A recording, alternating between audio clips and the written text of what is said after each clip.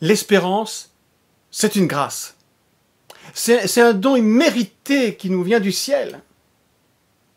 Et pourtant, nous ne pouvons pas rester là sans rien faire. Ce serait une attitude qu'on appelle une attitude quiétiste. L'espérance nous donne droit au ciel. Mais Monseigneur Gay nous parle aussi des devoirs qui nous incombent envers l'espérance. Du travail qu'elle nous oblige à mener. Ainsi, cette espérance surnaturelle que Dieu nous ordonne d'avoir en lui, il la crée dans nos âmes. La belle, la bienfaisante, la précieuse création. Remarquez qu'il commence souvent par le mot « belle ». Quel épanouissement de foi! Quelle racine, quelle sève à l'amour! Quel lien magnifique et solide avec Dieu! Quelle avance sur notre salut! Quel gage de notre victoire! Quelle créance sur le paradis! Et cependant, il n'y a pas un péché qui n'implique un défaut d'espérance, dit-il. L'espérance, voyez, c'est clair qu'elle nous tire en avant, mais le péché nous retient toujours en arrière. C'est vrai qu'on peut pécher contre l'espérance. Il peut même y avoir une sorte d'apostasie de l'espérance, comme le péché contre la foi.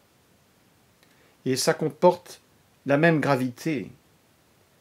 Car l'espérance, elle est nécessaire au salut. Oh, quelle vertu! Quel monde de vertu, pour mieux dire! Quel trésor de devoir! Quelle source de mérite! Mais aussi que cette vertu est rare. En pratique, elle est difficile. On n'y excelle pas sans un immense labeur. C'est vrai que l'espérance est un travail pour cette terre. D'ailleurs, seule la charité est éternelle. La foi et l'espérance, eh bien, nous en aurons besoin jusqu'à notre dernier souffle. Mais devant la vision béatifique, devant la vision de Dieu, notre foi et notre espérance, eh bien, elles nous seront plus utiles. Monseigneur Gay, eh bien, pour lui, l'espérance est laborieuse par sa nature même. C'est ce qui fait d'ailleurs qu'elle est temporaire et finit pour nous tous avec la vie terrestre. Elle est essentiellement une vertu qui soupire, qui lève les yeux, qui tend les bras, qui gravit, qui s'efforce. Le travail est plus que la loi, c'est la vie. Il faut travailler pour espérer. Il faut travailler pour garder les biens qu'on espère. Je veux dire que pour conserver, maintenir, cultiver et développer en soi l'espérance, travailler pour qu'elle produise des actes et pour que ces actes eux-mêmes soient concrets, opportuns, aussi parfaits, aussi féconds que possible. Tout cela exige un vrai labeur et suppose plus d'une victoire. Toute vertu surnaturelle est un don que Dieu confie à notre liberté. Et comme dit l'Évangile, un talent qu'il faut faire valoir. Tout peut se perdre, tout peut s'y altérer. Et par exemple, l'orgueil y détruit tout, et tout s'y gâte par la négligence. La constance implique déjà pour nous un effort répété, sinon continu. Prenez donc soin de votre espérance.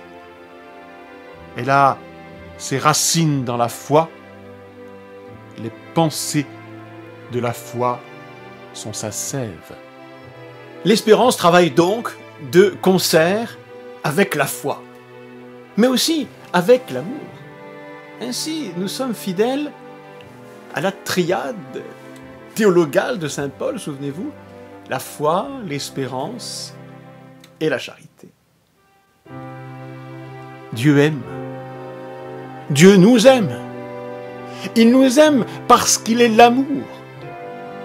Exister, aimer, et maintenant que nous existons, nous aimer, c'est pour lui une seule et même chose, une seule et même nécessité. L'espérance n'est-elle pas dès lors un devoir pour nous tous? Une mesure quelconque d'espérance peut-elle être un excès? Comme en face du néant, sa bonté devient amour, vis-à-vis du péché, son amour devient la miséricorde. Et tout est dit. Oui, tout est dit, à la seule condition toutefois, c'est que le pécheur espère. Espérez, espérez encore, espérez toujours. Et prenez garde aux pentes. Les pentes, pour lui, ce sont, par exemple, l'abus de l'examen de conscience et la manie du retour sur soi. Alors, ce deuxième point, on peut vraiment dire qu'il est toujours d'actualité, ça. Mais l'examen de conscience scrupuleux, c'est peut-être pas la maladie du siècle. Et puis il y a la mélancolie non combattue, le découragement après les fautes, le retard des confessions. Ne restez jamais sur cette pente. Elle mène à des gouffres d'où il n'y a que des miracles qui puissent tirer ceux qui sont tombés. Eussiez-vous gravement péché, n'oubliez jamais que si Judas s'est pendu, ce n'est point pour avoir vendu Jésus 30 deniers, mais pour avoir désespéré de la miséricorde divine.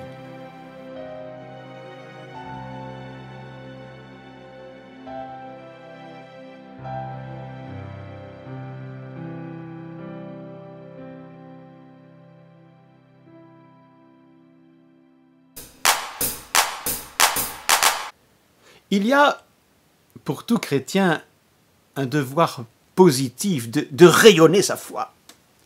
Comme il y a un devoir aussi urgent d'être un pourvoyeur d'espérance surnaturelle. Nous sommes des pourvoyeurs, je crois. On ne peut pas vraiment dire qu'on est des communicateurs, car l'espérance, comme la foi, est incommunicable, en tout cas d'homme à homme. Puisque c'est Dieu qui les infuse à l'âme. Mais nous pouvons nous encourager, nous exhorter à l'espérance. Car c'est vrai, le monde des découragés est immense. C'est pour ça qu'on a besoin de l'Église. L'Église, mais c'est le ciel descendu pour vous sur la terre. Le ciel qui se revêt pour vous de forme sensible et d'attrait humain. Le ciel qui vous poursuit, qui vous exhorte, qui vous adjure, qui vous assiège et qui, dès que vous le voulez, vous pénètre et vous envahit. Vous envahit, mais bon, précisons, dès que vous le voulez.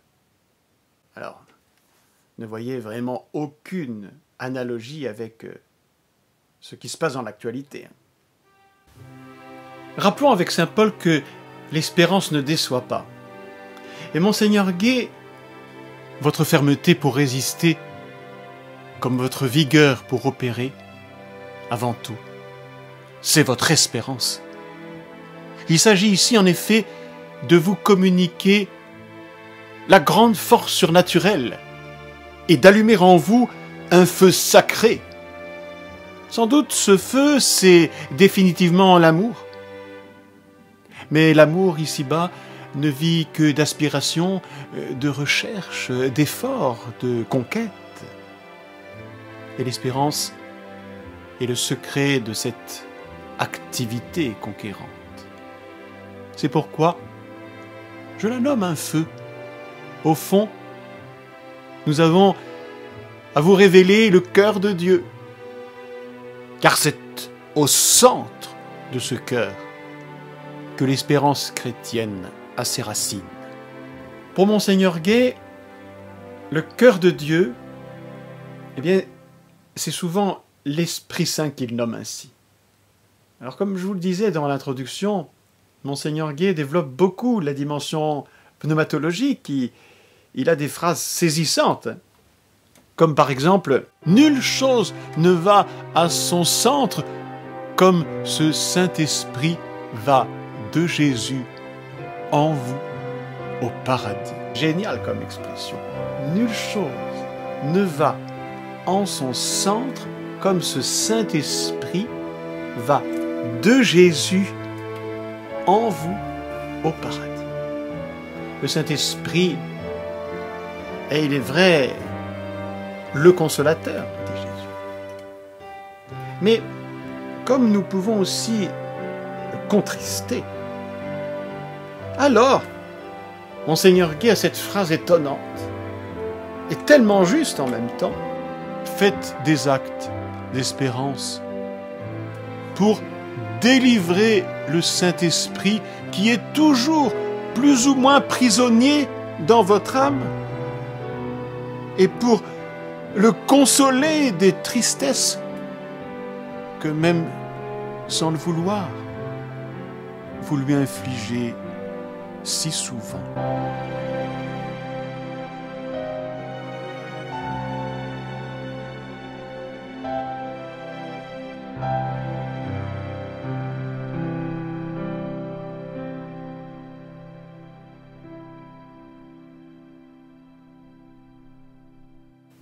Nous avons absolument besoin du Saint-Esprit.